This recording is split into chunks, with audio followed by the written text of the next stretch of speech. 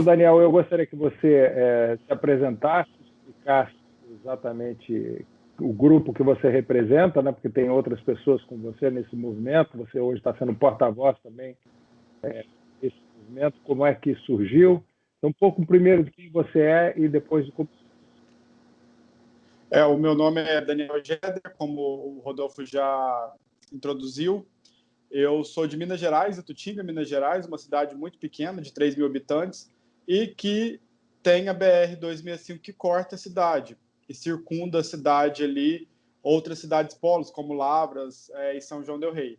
Eu nasci em Itutinga, mas fui morar em Lavras, fazer graduação em Química em Lavras. Lá eu fiz também mestrado, mas no finalzinho ali da minha graduação eu sofri um acidente de carro.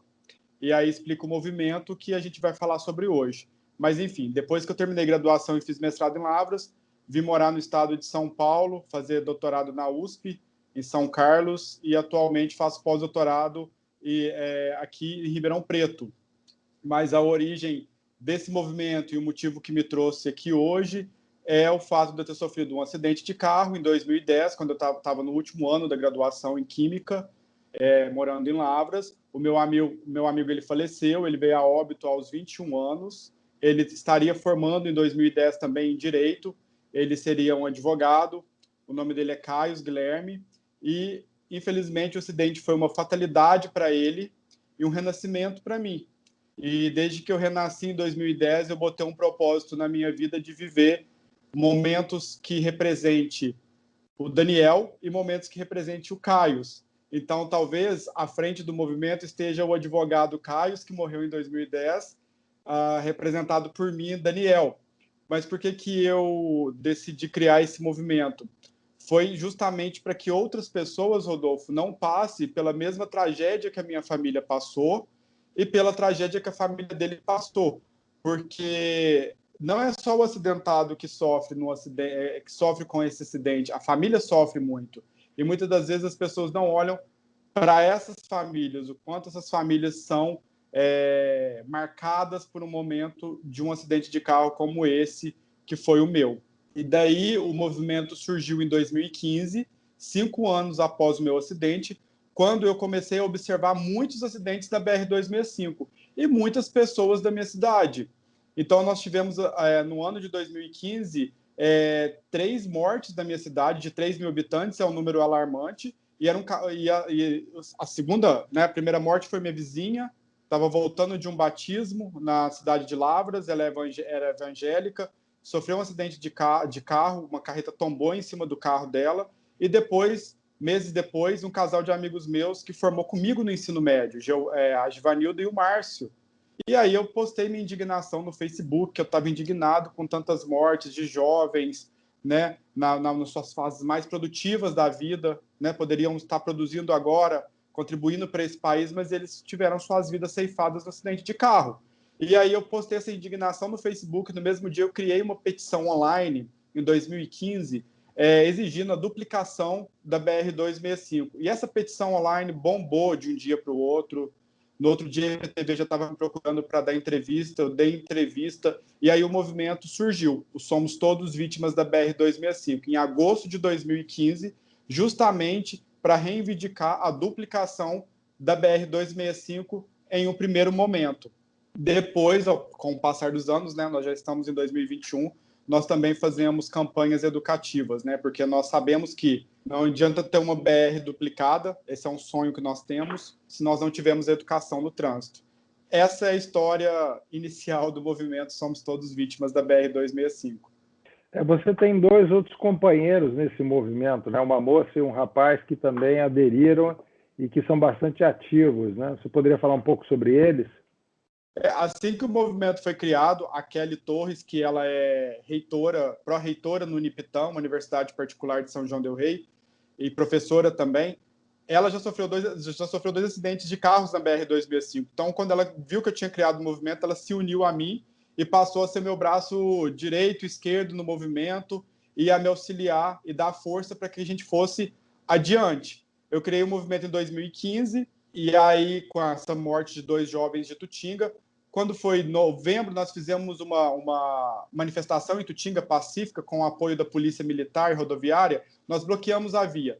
Nós éramos 10 gatos pingados. Era eu, Kelly, Érica, minha família, meus primos. Nós fizemos bandeiras e cartazes, nós bloqueamos a via. Mas, passado 15 dias, teve mais um acidente na ponte do Rio Grande e morreram 4 pessoas, e uma era estudante do lugar onde a Kelly dá aula, professora dava aula. Na época ela era professora no Unilavras, em Lavras. Hoje ela é reitora em São João del Rei. Mas aí, quando ocorreu isso, nós voltamos a fazer uma grande manifestação novamente. E aí a população aderiu ao movimento e viu a importância desse movimento.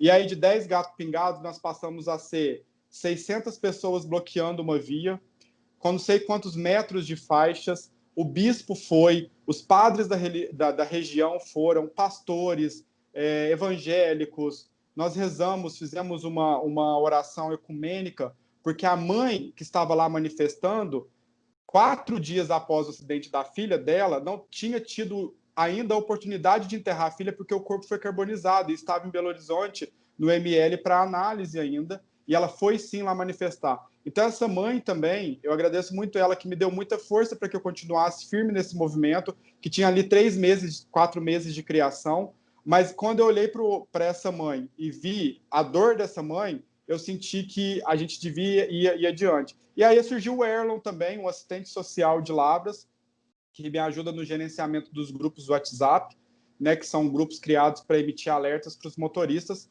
que faz um papel fantástico lá em Lavras com esse trabalho social, né, de assistente social. Então, são meus dois, como que eu posso dizer, meus dois líderes que eu tenho e que eu posso delegar para eles inúmeras funções, porque o movimento cresceu muito nesses últimos 5 anos, né? Então, sem eles, eu não conseguiria ter chegado até aqui e continuar firme com esse movimento.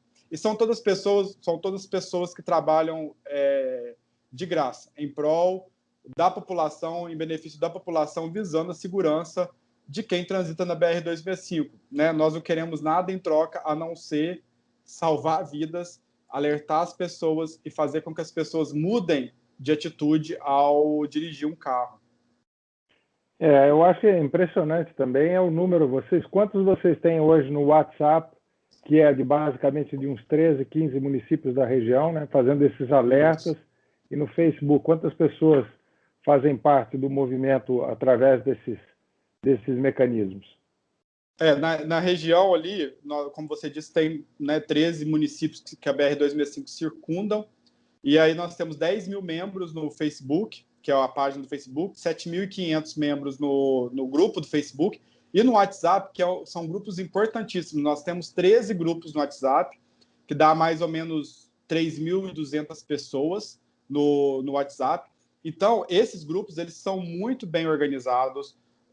Nós emitimos apenas alertas do que está ocorrendo na BR-265. Por exemplo, animais na pista no quilômetro 208, acidente no quilômetro 340, acidente na curva tal, e nós apelidamos cada trecho, então as pessoas já reconhecem automaticamente curva do Dr. Elcio, eles sabem que está próximo entre o município de Tutinga e o município de Nazareno. Então, esses grupos do WhatsApp, as pessoas foram muito bem orientadas, porque nós somos rígidos com as regras. Se a pessoa mandar bom dia, nós já excluímos, não pode bom dia, boa tarde, corrente de oração, nem pensar.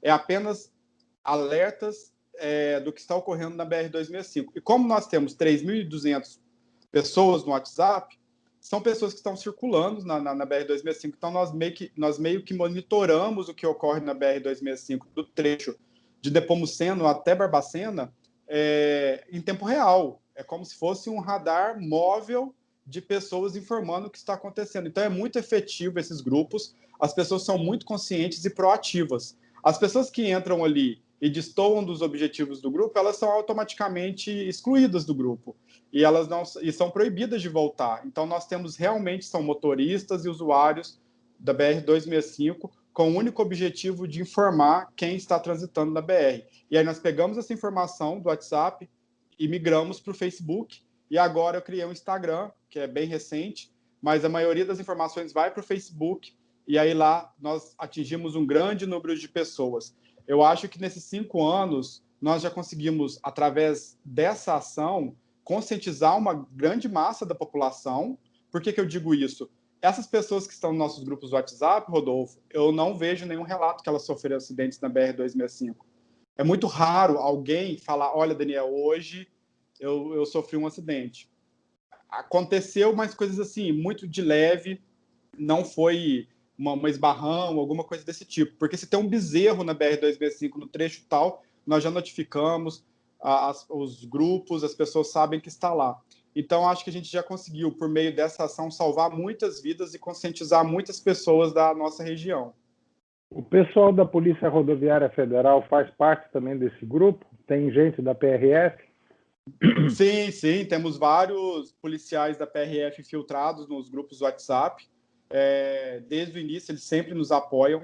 Quando chega maio, nós fazemos a campanha do Maio Amarelo, eles são os primeiros trabalhadores a nos auxiliar, bloquear a via e distribuir os panfletos, ou o lixo car, que nós fizemos uma vez, adesivos para os carros, e eles estão infiltrados nesses grupos, né? Eles estão ali, então eles sabem. E tem pessoas do SAMU também, nós não tínhamos o SAMU quando eu criei o grupo. Quando eu criei o grupo, não tinha socorro, nós tínhamos bombeiros voluntários, a situação da BR era essa. Nós tínhamos bombeiros voluntários que iam socorrer, então esses bombeiros também estão nos nossos grupos. Nós temos guincho, pessoas que trabalham com guincho, borracheiro, nós temos o Valdinei de Tutinga, é um borracheiro excepcional. Ele vai desde ajudar as pessoas a trocar um pneu, a desentupir buracos da ponte que estão alagando, né? Porque quando começa a chover, nós temos locais que tem alto índice de aquaplanagem, ele vai lá de Tutinga, no local que for, para desentupir o buraco da ponte lá, escoar a água e sinalizar a via. Então, nós temos vários borracheiros também que fazem esse papel. É um papel de formiguinha, mas nós somos um grande formigueiro agora, e aí a gente consegue fazer toda essa ação em prol das pessoas, né? Em prol das pessoas, em prol de um fluxo seguro, em prol de uma sociedade melhor. É interessante, é uma corrente de solidariedade, vocês devem ter momentos muito emocionantes disso, né? Porque quando a gente vê um borracheiro se envolvendo dessa forma, né? E às vezes os borracheiros, principalmente em beira de estrada, têm má fama, e a gente vê que a pessoa está dando esse tipo de contribuição para a sociedade, é admirável isso, né? Essa corrente de solidariedade que vocês criaram é realmente fantástica. Agora, quando vocês começaram, tinham muitos acidentes na rodovia, e pelo que eu pude ler, naquele período, né, começou um movimento para a instalação de radares, né, que contribuíram. Como é que foi essa experiência da chegada dos radares e a contribuição que eles deram para a redução dos acidentes? Quando nós começamos o movimento em 2015, de 2015 a 2016, nós contabilizamos 63 mortes na BR-265 nesse trecho, um número extremamente alarmante para um trecho de pouco mais de 100 quilômetros. E aí nós começamos com bloqueios da via, né, dois bloqueios da via, depois audiências públicas em Lavras e Tutinga, com deputados e representantes do próprio DENIT, até DENIT em Brasília, se deslocou de Brasília no município de Tutinga, e aí nós conseguimos incluir a BR no programa BR Legal. Na época, isso já era 2016. E a BR foi toda sinalizada com luz de gato, guarda-reis, toda pintada, estava linda a BR-265. Foram instalados novos radares, nós ainda fizemos uma audiência pública em Lavras para pedir mais radares nos pontos mais críticos, e esses radares tinham sido aprovados. Mas aí, o que nós observamos no ano seguinte, 2017 e 2018, de 63 mortes, caímos para 17 mortes, que eu ainda considero muito. Se uma pessoa morre, para mim, é muito, sabe? Eu queria que ninguém morresse, que ninguém se acidentasse, mas já caiu para 17 mortes. Porque nós também fizemos várias campanhas educativas. Nós fizemos Se For Beber, Vai de Van, que é para o carnaval. Nós temos essa campanha. Porque a região, Minas Gerais, Rodolfo, nós temos vários carnavais antecipados. Então, as cidades se combinam e começa o carnaval desde janeiro até chegar fevereiro, março. Então, cada final de semana é numa cidade. E a BR-265 é a via de acesso. E o que nós fazemos? Sexta-feira de carnaval, antecipado, bora lá distribuir panfleto, material educativo, todo mundo com camiseta, Se For Beber, Vai de Van. E aí nós tentamos arrumar várias vans também que levassem esse povo, sabe? Incentivar o pessoal aí de van. Na época nem Uber existia, ainda não existe Uber na região, mas enfim. Fizemos o Maio Amarelo também e tivemos, né, aí uma grata notícia de que nós percebemos uma diminuição no número de acidentes, no número de mortes, mas depois, 2018, até agora, pouco, finalzinho de 2020, até outubro de 2020, a BR-265 foi completamente abandonada, um desleixo total. E isso causou uma precariedade nessa via imensa, absurda.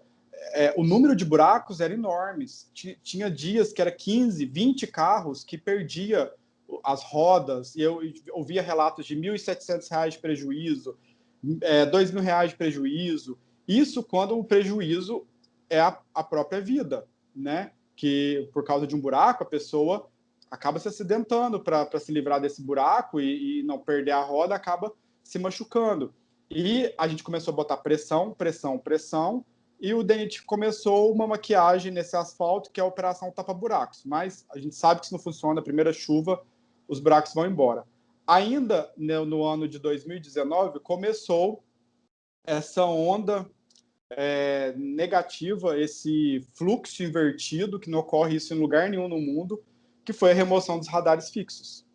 E assim, eu vou te dizer que de 2018 até meio de 2019, me bateu um desânimo muito grande, sabe? Eu meio que... Sabe quando você pensa que sua força é muito pouca perante a avalanche que está vindo? E eu me apequeninei, sabe? De 2018 até meio de 2019, eu simplesmente fiz o papel de um blogueiro que ficava postando o que estava acontecendo na via. Não fiz nenhuma ação, sabe? Porque eu me apequeninei, eu me desmotivei, eu acho que a remoção de radares foi muito prejudicial, mas eu não consigo ficar quieto. Aí eu comecei a falar, estão removendo radares, vai voltar os acidentes, e aí eu comecei a monitorar os acidentes de novo. Aí, de agosto, quando todos os radares da BR-265 já tinham sido removidos, até dezembro, foi os meses mais alarmantes de 2020, porque coincidiu também com a retomada gradual, né, pós-pandemia, que não acabou, mas as pessoas se sentiam com mais liberdade de circular. Então, de agosto a dezembro, Rodolfo, foram números alarmantes após a remoção dos radares e também com a circulação aumentada na via. Ontem, eu estava contabilizando esses números, só para você ter uma ideia, no trecho que liga Nepomuceno a Barbacena, que é mais ou menos uns 120 quilômetros, foram 83 acidentes de agosto a dezembro, com 7 mortes. Nos locais onde tinha radares, que foram removidos, foram 15 acidentes. 15 acidentes de agosto de agosto a dezembro de 2020. Só na ponte do Rio Grande, onde tinha um radar que foi causa da criação do movimento, causa de várias manifestações, porque ela era perigosa e o radar foi colocado a diminuir os acidentes, só na ponte do Rio Grande foram 11 acidentes de agosto a dezembro. Ano passado, quando tinha um radar, foi apenas um acidente nessa ponte. Então, é um aumento exponencial, alarmante de acidentes pós-retirada de radares. E coincidiu também com o retorno das pessoas, né, às atividades normais, a liberdade de transitar numa via que deveria ser transitada, na maioria das vezes, 80, 60, eles transitam em alta velocidade. Uma via que foi construída na década de 50, que já não comporta mais o alto fluxo, e os tipos de automóveis que estão aí circulando, várias curvas que joga seu carro para fora, sem acostamento, o mato tampando, cobrindo todas as sinalizações, e aí o Daniel não consegue ficar quieto, e por mais que uma avalanche que veio é maior do que eu tentei nadar, mergulhar e fazer alguma coisa, né? Nós criamos uma vaquinha online, arrecadamos R$ 2.400, que eu considero uma quantia significativa para o momento que estamos vivendo. Já conseguimos instalar 9 placas de sinalização nos trechos mais perigosos. Observamos uma diminuição grande dos acidentes. Depois da instalação das placas, né, que começou depois do Natal, até o momento, eu só observei 2 acidentes nesses locais onde estão as placas, e eu espero que o movimento consiga ir mais além e ainda em 2021 fazer várias campanhas educativas para inibir esses alto número de acidentes. Durante o período que você mencionou, de agosto de 2019 até dezembro de 2019, a própria Polícia Rodoviária Federal ficou sem autorização de usar os radares portáteis. Ou seja, talvez uma das coisas que tenha contribuído para os acidentes também é que, além de terem desligado os fixos, nos demais trechos as pessoas passaram a não ser fiscalizadas por velocidade. Sim. A Polícia Rodoviária, a única fiscalização que eles podem utilizar é o radar portátil. Você acha que isso também contribuiu? Muito. A sensação de impunidade agora é enorme. E a falta de conscientização das pessoas também. Porque as pessoas aderiram a essa ideia de indústria da multa, acreditam nessa ideia de indústria da multa, sendo que, se você toma uma multa injusta, você poderia recorrer e provavelmente você ganharia, né? Talvez um radar, até radar fixo, se não tem uma sinalização adequada daquele radar naquele local, se você é multado, você pode recorrer, entendeu? Sempre existiu o recurso de multa e as pessoas compraram essa ideia da multa e elas estão pagando caro, com a própria vida. E é alarmante o número de acidentes. Realmente eu observei... não dá para recorrer, né? Não dá. E aí eu vou recorrer com uma morte de que jeito? Como que eu vou recuperar, por exemplo, o meu amigo que morreu em 2010, com 21 anos? Não dá. A morte é um preço muito alto que o cidadão paga, simplesmente por comprar essa ideia de indústria da multa, achar que o radar é para ele que anda certo. Não é. O radar é para nos proteger. O radar ele é para fiscalizar e punir o infrator. Se você anda na via, na velocidade correta, por que você vai se preocupar com o radar? Não tem que se preocupar. Se você tem uma direção defensiva, uma direção tranquila, se você sabe o que está fazendo no volante, você não tem que se preocupar. E aí, todas as vezes que surge essa discussão de que radar é a indústria da multa, que o brasileiro tem que ter educação, que o brasileiro tem que saber que ele tem que colocar cadeirinha ou não, isso fica a favor dele colocar ou não, eu costumo lembrar da lei seca. Eu peço que as pessoas pesquisem as estatísticas antes e depois da criação da lei seca. Com a punição da lei seca, houve uma diminuição muito grande no número de acidentes. Hoje em dia, é muito raro alguma pessoa se encorajar de encher a cara e pegar um carro, porque ela sabe que ela vai tomar multa. Ainda acontece? Acontece. Infelizmente, tem gente que pensa que R$5.000 é dinheiro de batata, e para muitos são, né? Mas para muitas pessoas, a grande maioria do brasileiro, talvez uma multa aí de R$5.000, sei lá quanto que vai custar tudo, porque você vai ter seu carro apreendido, perder a carteira. Então tem que doer no bolso, infelizmente, é só assim que se aprende. Por quê, Rodolfo? Arrancaram os radares. Mas que dia que eu ouvi uma campanha de conscientização vinda do governo federal, por exemplo, ou do próprio órgão que usa os radares para fiscalizar? Cadê as campanhas de conscientização? Cadê a educação no trânsito? Que dia que eu observei uma emissora de televisão exibindo uma propaganda do governo federal sobre conscientização no trânsito? Implementou a indústria da multa e implementou também a ideia de que tudo se pode fazer, está tudo permitido. E é isso, a impunidade ela é muito perigosa, muito perigosa. E na prática o que a gente percebe, quer dizer, um movimento como o de vocês, vocês vão conscientizando, fazendo o papel que o Estado deveria fazer, e até porque, como em muitas cidades pequenas, né, quando morre alguém, a cidade toda se envolve, né? Morre 3 pessoas, conforme você diz, uma cidade de 3.000 habitantes, todo mundo praticamente conhece, né? Tem algum tipo de ligação. E as pessoas que passaram a usar o WhatsApp, o Facebook, esses sistemas que vocês montaram de informação, são basicamente da região. Uma ou outra pessoa de fora vai tomar ciência de que isso existe, né? O grande problema é que a circulação também de veículos de fora, e que já vem sabendo hoje, porque tem uma resolução, inclusive, absurda, que determinou não só... Hoje você precisa indicar onde estão os radares fixos, e que no caso não tem para indicar, porque retiraram os radares, e você ainda tem que informar onde a polícia estará para fazer a fiscalização com o radar portátil. e até as vias, como é o caso da 265, que não tem fiscalização. Não tem fiscalização prevista de radar portátil na 265. Nós checamos isso no site da própria Polícia Rodoviária Federal. Ou seja, o motorista que sabe pelos aplicativos que não tem fiscalização, não tem fixo, não tem portátil, ele vai andar na velocidade que quiser. Tem os veículos leves, que representam um grande risco, mas também os pesados, que também abusam, né? Vocês têm muito problema de abuso de velocidade, de caminhão, que hoje os caminhões têm outra potência. A rodovia foi construída nos anos 50, elas andavam numa velocidade. Sim. Hoje o caminhão tem condições de andar em outra velocidade. Vocês têm muito acidente também com veículo pesado?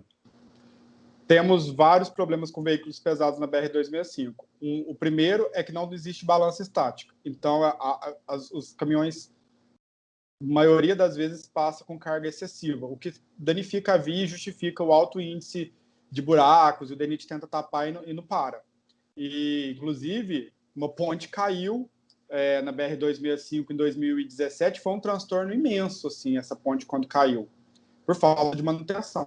E ontem, por exemplo, infelizmente, tivemos um acidente com um bitrem e uma carreta. Eles bateram, eles colidiram de frente numa curva que está sinalizada dos dois lados pelo movimento. Nós colocamos faixa, porque lá é um local perigoso, não é um local para passar mais de 60.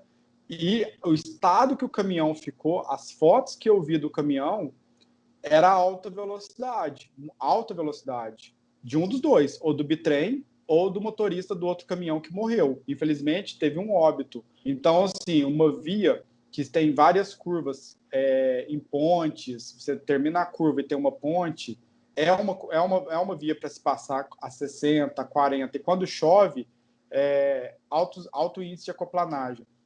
Na véspera de Natal, dia 23 para o dia 24, que justificou o movimento a criar a campanha da vaquinha online para arrecadar dinheiro e sinalizar a via. Rodolfo, como eu posso explicar 7 acidentes em menos de 13 horas? Sabe? Na véspera de Natal, do dia 23 para o dia 24, foram 7 acidentes. 4 veículos caíram dentro da ponte. Houve um óbito, uma família inteira se machucou gravemente. Um motoqueiro que também caiu, quebrou o fêmur, ele teve que nadar para sair de lá de dentro. Enquanto o corpo de bombeiro estava tirando um carro e procurando o corpo que estava desaparecido, outro carro caiu, quase matou também quem estava lá procurando o corpo de bombeiro que estava lá trabalhando. Então, se eu tenho um acidente, e foi nesse local que tinha radar, nesse local que foi removido o radar. Então, se eu tenho um acidente nesse local, talvez seja excesso de velocidade. Mas eu tive a oportunidade de conversar com as famílias, né? E também tive a oportunidade de conversar, inclusive, com um dos militares que sofreu o acidente. Ele falou que estava a 40 por hora, porque estava chovendo muito. Mas como toda a proteção lateral da ponte estava destruída, e a ponte é uma curva, e quando termina a curva é uma reta, a ponte está numa reta. Eu que nasci ali, é muito normal para mim fazer uma curva e fazer uma reta, mas para quem vem de São Paulo, Rio de Janeiro, nunca passou nessa BR, ela terminar a curva fazendo a curva. E o que acontece? Cai dentro do rio. E foi assim, com vários automóveis que caiu lá dentro do rio. E esse militar me disse que ele estava 40 por hora, mas ele assustou com a ponte toda quebrada, ele freou, teve uma aquaplanagem, o carro capotou e caiu.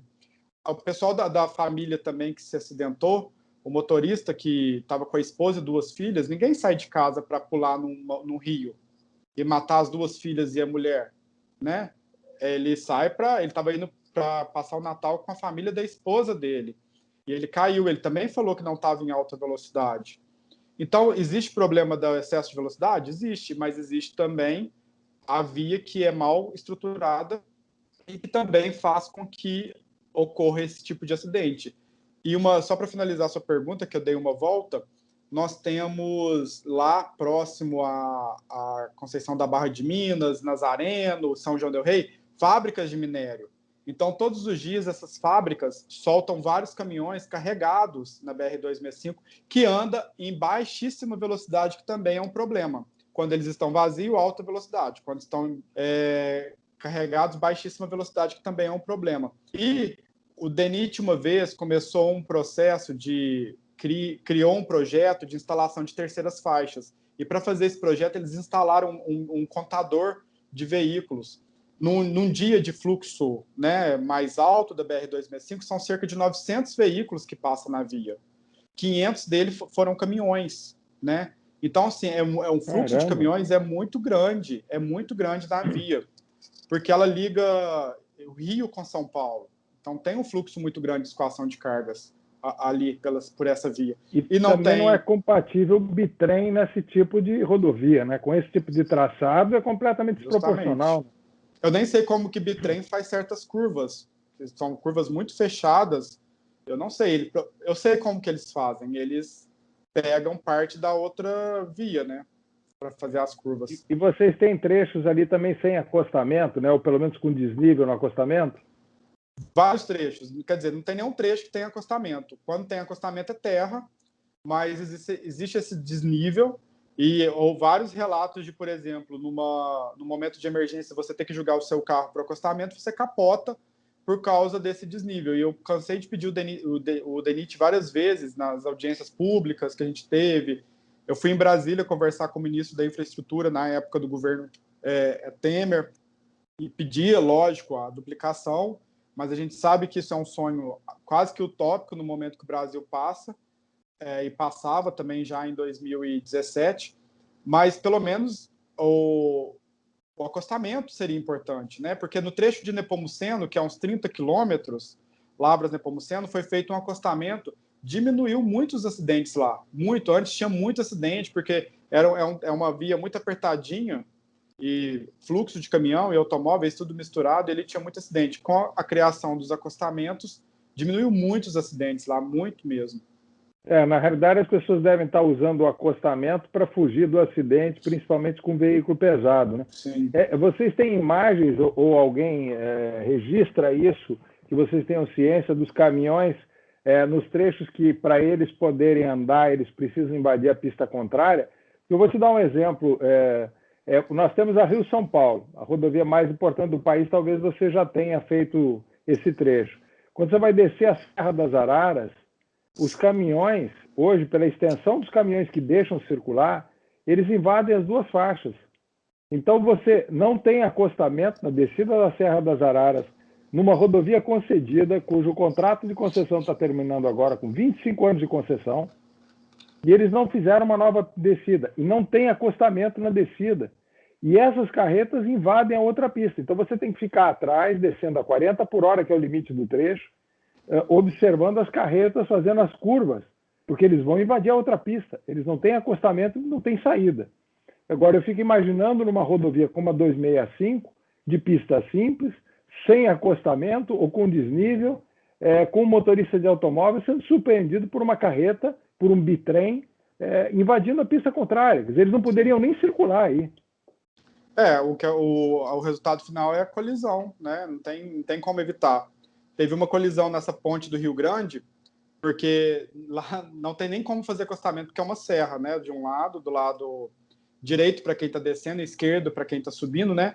E a carreta invadiu para fazer a curva, então bateu de frente, porque não tem como se livrar disso. O mais correto nesse trecho seria, não só nesse, mas tem outras pontes também, por exemplo, do Capivari e do Rio das Mortes, são acho que 3, que eu me recordo nesse momento, que seria essencial uma terceira faixa, no mínimo, né, para comportar ali, para fazer o alto fluxo e também para fazer, né, uma passagem correta e não invadir o outro trecho. A gente entende o papel importantíssimo que os caminhoneiros têm, né, na nossa economia, na nossa alimentação, em tudo, no escoamento da carga, a gente entende perfeitamente. E é por eles também que a gente luta, porque é por eles que a gente gostaria também de ter uma rodovia adequada para que eles transitassem com segurança.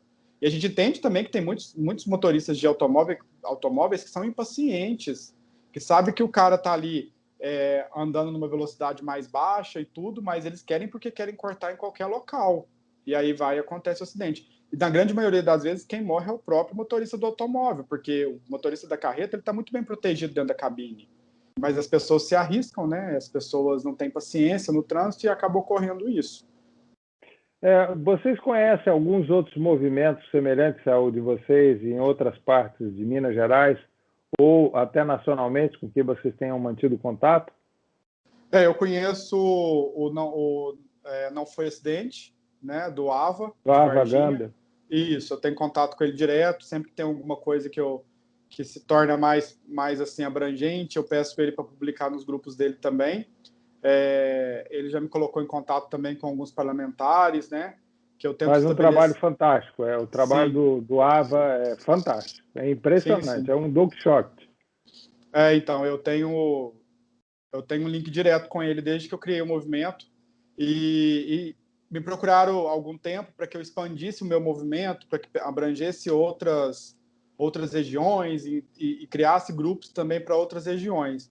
O problema é que é um trabalho voluntário, é muito difícil encontrar pessoas que você consiga coordenar um movimento tão bem quanto eu encontrei Kelly e Erlon. Então, meu receio seria expandir, perder o foco e também não conseguir atender os anseios, né, de quem aderisse ao movimento. Então, todos os dias, eu dedico horas do meu dia para esse movimento. Não tem como. Eu acordo um pouco mais cedo antes de ir para o laboratório fazer pesquisa, então eu me dedico ao movimento. E agora, um pessoal me procurou da 341, que está querendo meio que criar essa ideia do movimento, e ele me procurou para saber como que eu monitoro o número de mortes, né? De acidentes, do que ocorre. Eu falei para ele que basicamente são os grupos do WhatsApp de pessoas que estão transitando e nos informando. Então nós temos muitos caminhoneiros, muitos motoristas, né, pessoas que trabalham constantemente, que têm que se mover, e é isso que gera informações. São os dois movimentos quer dizer, o AVA, que já tem um movimento, e da 341, que quer criar um baseado no nosso modelo da BR-265. Mas eles já fazem alguma coisa ou eles estão querendo criar um movimento? Não, estou querendo criar. Eles ainda não têm nada ainda não. Na Eles realidade, vocês criaram um modelo. Existem algumas coisas, eu desconheço assim tão bem organizadas quanto vocês fizeram, principalmente pela proporção dos municípios, né? Quer dizer, você vem de um município de 3 mil habitantes. E, por fim, uma coisa que as pessoas normalmente pensam que quem se envolve com esses movimentos que tem objetivos políticos, né? sim. Como é que é a tua situação? Porque você é pesquisador e até numa área hoje fundamental quando se trata da pandemia, né? Qual é a É, tua meta? É ser político? eu já ouvi essa pergunta muito na minha vida, porque as pessoas me veem falar, sem modéstia agora, mas me veem falar com certa desenvoltura e com certa propriedade, e eles enxergam em mim um grande político. Eu recebi muitos convites já, eu não sou afiliado a nenhum partido, muitos convites até para ser prefeito, candidato a prefeito da cidade, vereador, deputado. Eu não sou filiado a nenhum partido, não tenho vontade de usar o movimento como escada para me tornar um político. E no momento que eu vivo agora, da minha carreira, a minha carreira é muito importante para mim. É meu grande sonho é ser pesquisador, e eu sou pesquisador nesse momento, estou no meu 4º ano de pós-doutorado.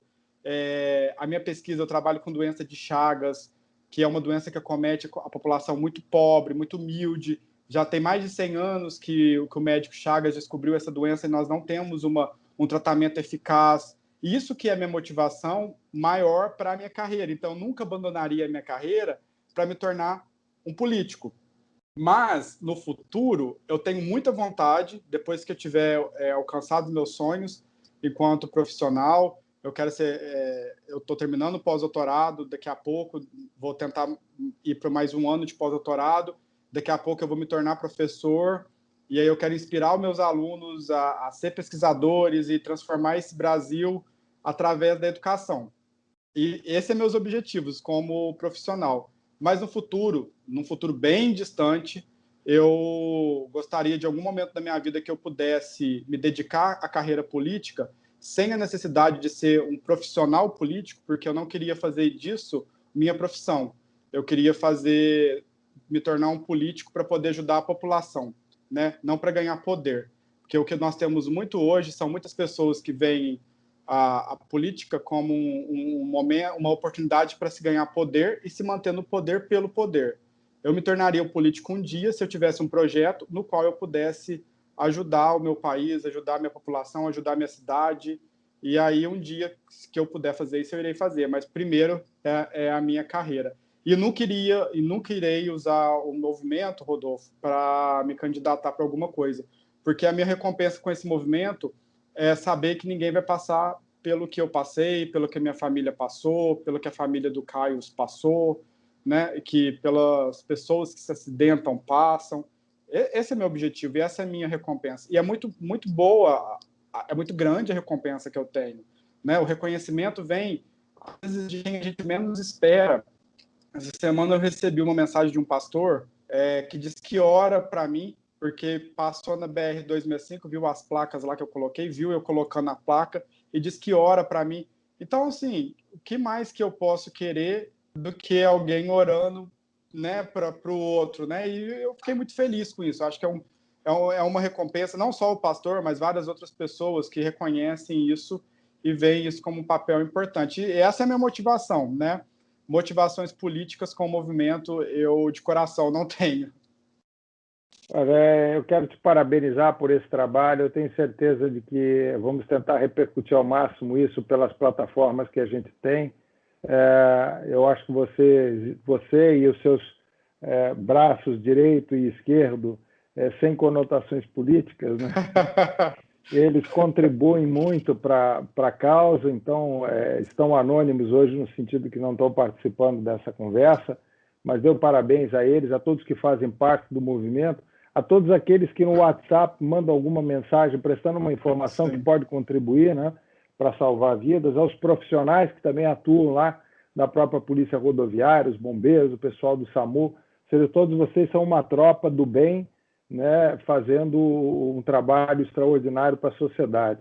Então, eu quero deixar os meus parabéns para você e, dentro do possível, nós vamos procurar divulgar ao máximo para que se criem outros movimentos desse gênero, porque nós não podemos esperar do Estado que o Estado resolva os problemas. A verdade é que, infelizmente, a gente percebe isso, independente de governo, você vai analisar vários governos, você vai ver situações muito semelhantes e alguns erram muito de um lado e depois outro erra do outro, né? Mas o que a gente tem que entender é aquilo que você falou, dá para você recorrer da multa, mas não dá para você recorrer porque uma pessoa morreu, né? Não há indenização que pague a vida de um familiar, né? Com certeza. E aí eu gostaria que você fizesse, eu não sei se você tem um contato com a família do Caio, você mantém contato com a família dele? A mãe dele mora nos Estados Unidos. Eu vi, havia uma vez, após a morte, a avó dele de Juiz de Fora. Tem tempos que eu não a vejo, porque eu morei fora do país também, né? Eu estava morando nos Estados Unidos, cheguei, fiquei rapidamente no Brasil, fui morar na Alemanha também, fazer minha pesquisa lá.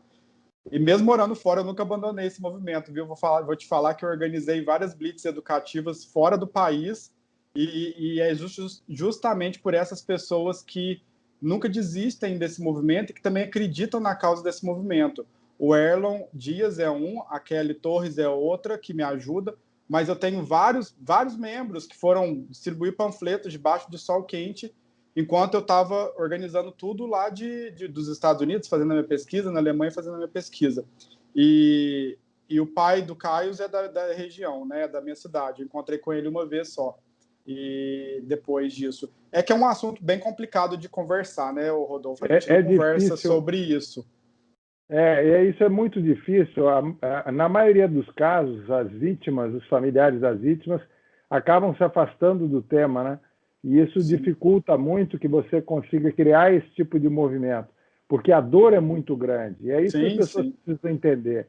Não é que as pessoas se omitem, é que é muito difícil, né? A pessoa ficar... eu faço uma comparação, nós temos a Trânsito Amigo, que é a entidade de vítimas de trânsito, que o presidente é o Fernando Diniz, que é uma figura extraordinária, que transformou o que ele diz luto em luta, né? E faz um trabalho fantástico em prol da segurança viária e da redução de acidentes. A maioria das pessoas se afasta, não conseguem. E não há como... Você tem que entender esse lado, porque é o que ele diz, ele é pai órfão de filho. E quem perdeu um familiar é um mutilado. Ele não aparece na estatística, né? Quer dizer, o pai do Caio não aparece na estatística, a mãe não aparece na estatística, e às vezes até famílias acabam se separando, né, em função dos acidentes. Eu conversava outro dia com o senador Contarato do Espírito Santo, e ele dizia que ele via que depois dos acidentes, a perda de um filho, de uma filha, principalmente, fazia com que casais se separassem, que avós entrassem em depressão e até morressem. Quer dizer, o drama envolvido é muito grande. Então, ter uma tropa de choque aí, fazendo o que vocês fazem. E, aliás, pelo que a Kelly teve acidente, você teve acidente e o outro rapaz também? Sim, ele também já passou por isso. Dele foi mais leve, né? A Kelly capotou o carro mesmo. Dele foi só batida, mas ainda assim é traumático. Mas a Kelly, ela chegou a capotar o carro uma vez, né? Porque foi surpreendida com alguém fazendo uma ultrapassagem no local proibido, numa curva, então ela jogou para acostamento, não existe acostamento, ela saiu capotando o carro. Então ela é parte das estatísticas, eu sou parte das estatísticas, o Erlon também, e eu ter esse diálogo com você hoje, assim, hoje é natural, sabe? Mas logo após meu acidente, era um assunto tabu. E ainda é um assunto tabu entre eu, meu pai, minha mãe, minha irmã. Porque eu estava te contando da situação lá, né, da região. Em 2010, quando eu sofri o acidente, eu saí rastejando do carro para chamar socorro e dava pouco sinal de celular. Eu liguei várias vezes no 190. Não tinha SAMU, SAMU não existia lá. Então eu liguei 190, liguei no hospital, ninguém me atendeu. Então eu liguei no último número que eu tinha ligado, que era minha tia. Avisei para minha tia que eu tinha me acidentado, que meu amigo provavelmente estava morto. Meu pai é motorista de ambulância. Ele não conseguiu dirigir ambulância naquele dia, porque ele sabia que ele estava indo socorrer o filho dele. Mas ele entrou dentro da ambulância com a minha mãe e a minha irmã, e o amigo dele foi dirigindo a ambulância. Ele saiu do município de Tutinga e andou 3 municípios além do município de Tutinga, 1h30, e ainda chegou primeiro que qualquer socorro. Então eles encontraram uma cena devastadora, que eu não sei qual é o sentimento da minha família. E eu também não sei qual é o meu sentimento a respeito disso, porque eu realmente, o cérebro é fantástico, deletou isso tudo da minha memória, mas ficaram as cicatrizes, mas de alguma forma eu consegui dar uma volta por cima disso e fazer disso uma motivação para que outras pessoas não passem pela mesma situação que eu passei. E hoje em dia, olhando para trás e pensando em tudo que aconteceu, eu vejo a minha família, meu pai como super-herói, minha mãe, minha irmã, porque eles viram aquela cena, eles lembram daquela cena, eles viram meu amigo morto dentro do carro. Eu estava lá, mas eu bati muito a cabeça, eu quebrei costela, né? Ele ficou preso nas ferragens, foi um acidente fatal. E isso sempre nos primeiros momentos após o meu acidente, eu sempre me questionei por que eu e não ele, por que ele e não eu, por que ele que estava do meu lado, menos de 1 metro de distância, morreu e eu fiquei vivo. Qual é o objetivo do Daniel ter ficado aqui? Então eu não posso desperdiçar essa oportunidade de ter ficado aqui, eu tenho que fazer alguma coisa de diferente, né? Eu preciso agir. E isso foi acontecendo naturalmente, eu nunca planejei criar um movimento, eu nunca planejei sair no domingo para pregar placa com meu pai, um dia após o Natal, sair pregando placa, arrecadando dinheiro. Nunca planejei isso, mas é o apoio da população, os anseios da população. Eu sei que tem muita gente que apoia, e eu sei que o brasileiro é um povo do bem, é um povo que quer esse país que mude. Então é esse apoio que me move, e é esse apoio que fez com que eu conseguisse ter esse diálogo com você, e eu já comecei a ter esse diálogo desde 2015, quando eu percebi que essa cicatriz eu não podia guardar para mim. Eu tinha que expor essa cicatriz para comover mais pessoas. Uma vez eu falo demais, Rodolfo, mas uma vez eu fiz uma campanha educativa do Maio Amarelo, eu fui nas escolas falar sobre acidente de trânsito. E eu impactei demais as crianças, muito. Eu fui falar para criança. E aí eu decidi falar do meu acidente. Tomei a liberdade de falar desse acidente meu e eu fui falando de sala em sala. Foram uns 2 dias eu fui nas escolas. Era tanto municipal quanto estadual. Mas aí depois, no final, as professoras fizeram um trabalho com as crianças educativo, que depois que eu expliquei o que aconteceu comigo e do porquê que eu criei o movimento, a ideia é que eles fizessem trabalhos educativos para depois a gente divulgar isso. E aí o feedback foi muito bom, sabe? As crianças, assim, se conscientizaram daquilo, se assustaram com aquilo, e de certa forma essas crianças vão para casa cobrar do seu pai que dirija com menos velocidade, vão se tornar adultos mais conscientes. Então eu acho que a solução também está na educação das crianças, porque eu acho que tinha que ser discutido nas escolas educação no trânsito. E é um projeto que eu tenho, É um projeto que eu vou tentar criar agora com a nova gestão em Tutinga, com o novo prefeito que assumiu lá há pouco tempo, de criar um módulo onde a gente desenvolva algumas tarefas pedagógicas com as crianças, para tentar educar as crianças, porque tem muito adulto que nem com abrindo a cabeça com o machado você consegue conscientizar, mas quem sabe os filhos deles eu consiga. Até porque tem crianças que perderam os próprios pais, né? Sim. Então, elas têm condições de entender isso melhor. Bom, é importante lembrar o seguinte, o Caio partiu em 2010, não é isso? Mas também, às vezes, a morte faz com que salve muitas vidas. Eu acho muito importante a gente aprender com essas histórias. Então, a sua história e a história do Caio, que não está aí hoje, ela vem contribuindo para salvar muitas vidas. Vocês salvaram muita gente. Muitas pessoas que não perderam a vida como o Caio perdeu. Muitas famílias não sofreram o drama que a sua família e a família do Caio, em particular, sofreram. Então, eles têm que ter orgulho do filho, Caio, se você tem que ter orgulho do amigo e do trabalho que você está realizando.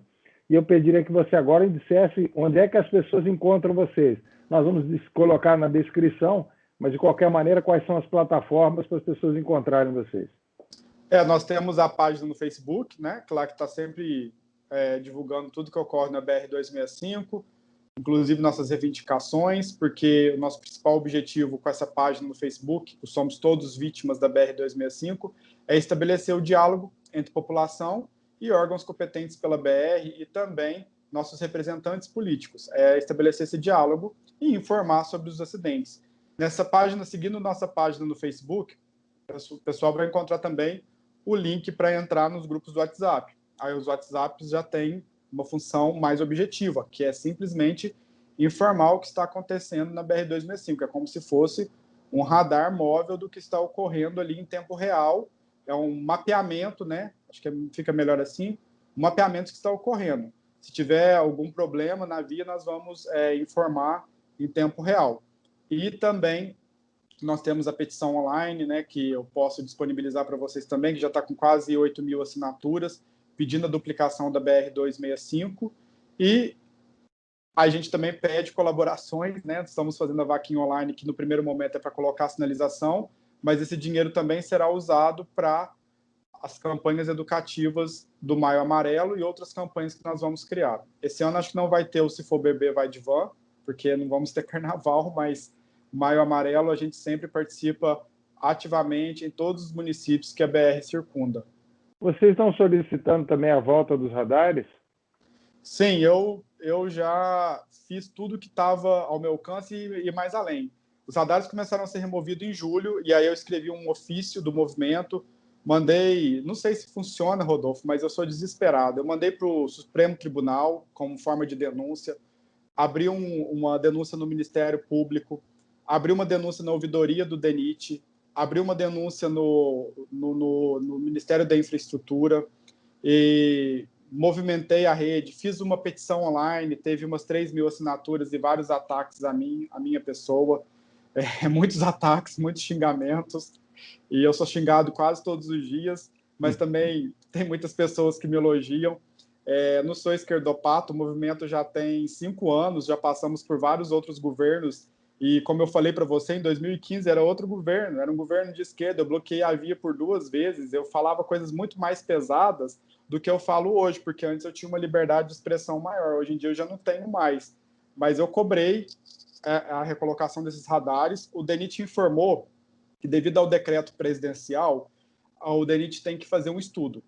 E qual que é esse estudo? Para que seja implementado um radar naquele local onde foi retirado, é preciso que morra 2 pessoas, pelo menos, e que tenha um alto índice de acidente naquele local. Então, o que o movimento pede são 8 radares. E o que o governo espera são que 16 pessoas morram, pelo menos, para que sejam implementados os radares. Então, essa é a realidade. É um genocídio para que ocorra a implementação do radar. Talvez agora, né, porque eu continuo cobrando, eu cobro os deputados, eu pego a listagem dos deputados que foram mais votados na região e cobro, eu bato na porta. E aí, através não importa o partido, né? Não importa o partido, todos. O que eu não aceito é deputado falar que conseguiu a Operação Tapa Buraco. Aí eu também brigo com o deputado, porque a Operação Tapa Buraco É a obrigação do DENIT, é licitação, deputado nenhum devia lutar por operação tapa-buraco, devia lutar por uma reestruturação correta da via. E aí, os deputados também cobraram o DENIT, e o DENIT tinha informado a respeito disso, desse estudo que é feito da USP, se eu não estou enganado agora a sigla, que tem que haver essas mortes. Então, se a gente quer 8 radares, serão 16 pessoas que precisam morrer. Um absurdo. E aí agora, na véspera de Natal, onde foi removido o radar da ponte do Rio Grande, foram 7 acidentes em menos de 12 horas. Agora o DENIT já sinalizou. Aí o que eu pedi para o DENIT, né? Porque você tem que conversar, você tem que ser político também, né? Eu escrevi um outro ofício para o DENIT e falei, olha, ali é um vilarejo, a 3 quilômetros de Tutinga, mas já é um vilarejo, as pessoas precisam atravessar a ponte de um lado para o outro. Já que precisa morrer 2 pessoas, já que existe esse decreto presidencial, não pode ser colocado radar, é necessário, então, a instalação de redutores de velocidade, quebra-molas. 3 quebra-molas antes da ponte, 3 quebra-molas depois da ponte. E aí o DENIT me sinalizou, essa semana eu tive a grata notícia, eu comecei a semana super contente. Eu não acho que seja solução, quebra-molas, eu até tenho receio de que quebra-mola possa ocasionar acidentes, mas enfim, é o que o DENIT conseguiu para nós. Vão ser colocados os quebra-molas. Na segunda-feira mesmo eles roçaram lá, porque o mato estava tapando todas as placas de velocidade, não tinha placa de velocidade no local. Nós colocamos a placa de movimento de 60 km, mas ainda assim o mato estava tapando, uma árvore estava tapando. Então eles roçaram lá e vão implementar esses quebra-molas e implementar a proteção lateral da ponte, que está toda destruída. É a indústria das molas, dos quebra-molas agora. Agora seremos todos da indústria dos quebra-molas. Aí eu aproveitei a deixa do DENIT, que deu essa abertura para o movimento, e agora eu consigo dialogar com o DENIT, vão ser colocados quebra-molas na ponte, também pedir quebra-molas no município de Tutinga, no município de Lavras, porque são bairros que tinham radares e tinham quebra-molas. O DENIT foi, removeu os quebra-molas, deixou só os radares, agora removeu os radares. Então os carros estão passando em Lavras e em Tutinga a 80 por hora. E ali atravessa idoso, atravessa crianças, atravessa adolescentes, é porque não está tendo aula. Mas nos dias de aula, eu vejo as crianças competindo com os carros. É uma corrida ali. Isso aí é uma coisa importante que as pessoas esquecem, que a avenida do interior é a estrada, né? Que a pessoa trabalha de um lado, mora do outro, a igreja de um lado, o mercado do outro, e aí dizem que colocou a placa que o motorista vai respeitar. A gente sabe que, infelizmente, embora a maioria vai respeitar, aqueles que não respeitam são os que vão matar. Só para finalizar, você criou uma situação interessante. As pessoas confundem muito o que é radar móvel. Você tem o radar fixo, né, que não precisa explicar, o portátil, que é aquela pistola, por exemplo, que o policial rodoviário utiliza, e o radar móvel é o radar que fica dentro de um veículo. No caso, vocês realmente têm o radar móvel, que são as pessoas. Sim, realmente. Elas estão captando muito mais que velocidade, né? Então, mais uma vez, eu diga. E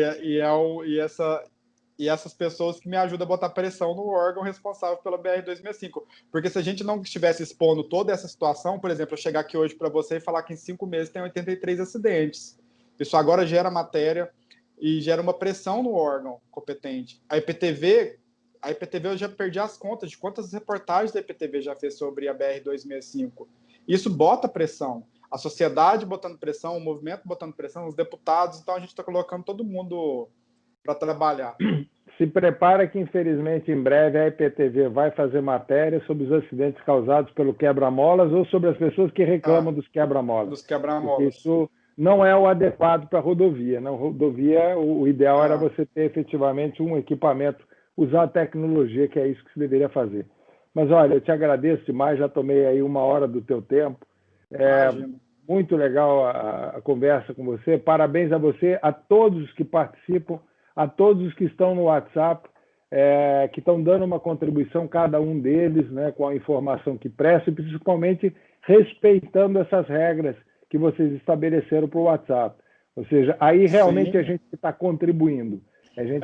Acho que agora, vou te interromper só um minutinho, que eu estou pensando uma coisa. Eu acho que é o primeiro exemplo que nós temos de que o WhatsApp funciona e que não tem fake news é nesses grupos que eu tenho, porque eu sou muito rígido. Eu já fui chamado de imperador, de tudo quanto é nome, porque eu sou muito rígido. Se mandar bom dia, oração, qualquer coisa que não seja BR-265, a pessoa é excluída, mas ela pode voltar, sabe? É só clicar no link de novo e volta, Rodolfo. Vivemos numa democracia.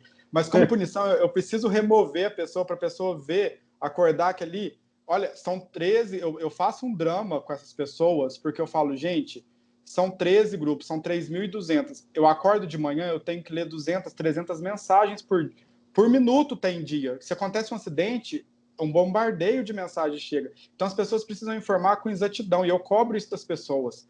Informe o que está acontecendo, no trecho que está acontecendo, porque a gente precisa ser rápido na informação e objetivo. E funciona muito bem. Eu consegui educar bem meus membros do grupo do WhatsApp, e eu agradeço muito eles por me compreender. Às vezes eu sou chato, às vezes eu exagero, às vezes eu perco a paciência, mas eles me compreendem e continuam firme do meu lado.